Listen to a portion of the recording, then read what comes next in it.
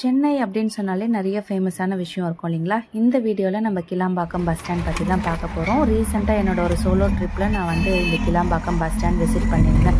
So உள்ளே என்ட்ரானதுமே நம்ம இந்த பஸ் ஸ்டாண்டை ரீச் ஆகிறதுக்கே ஒரு 10 மினிட்ஸ் ஆகுது. நம்ம வெஹிக்கிள்ஸில் போனால் நடந்து வரணுன்னா கண்டிப்பாக ஒரு 20 to 30 மினிட்ஸ் கூட ஆகும்.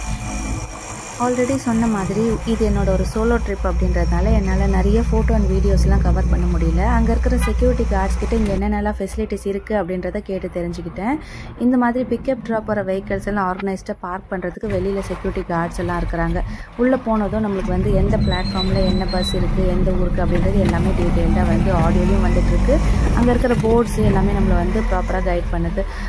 இது மட்டும் இல்லாமல் உள்ளே வந்து ஒரு ஹாஸ்பிட்டல் இருக்குது, எஸ்கலேட்டர், லிஃப்ட் இருக்குது, அதுக்கப்புறம் mothers feeding area, mobile charging point with கேபிளோடு இருக்குது. நம்ம பிளாட்ஃபார்மில் இறங்கிட்டு இந்த என்ட்ரன்ஸ் ரீச் ஆகிறதுக்கு பேட்ரி கார்ஸ்லாம் கூட அவைலபிளாக இருக்குது நம்மளை பிக்கப் ட்ராப் பண்ணுறதுக்கு. ஃபைனலாக இங்கே இல்லாத ஷாப்ஸே இல்லை அப்படின்னு சொல்லலாம். ஸோ நான் வந்து என்னோடய ஆல் டைம் ஃபேவரட் ஆவின் வந்து போயிட்டு பால்கோவெல்லாம் வாங்கிட்டு என்னோடய பஸ் பிளாட்ஃபார்முக்கு போய் ரீச் ஆகிட்டு பஸ்ஸும் பிடிச்சிட்டேன்.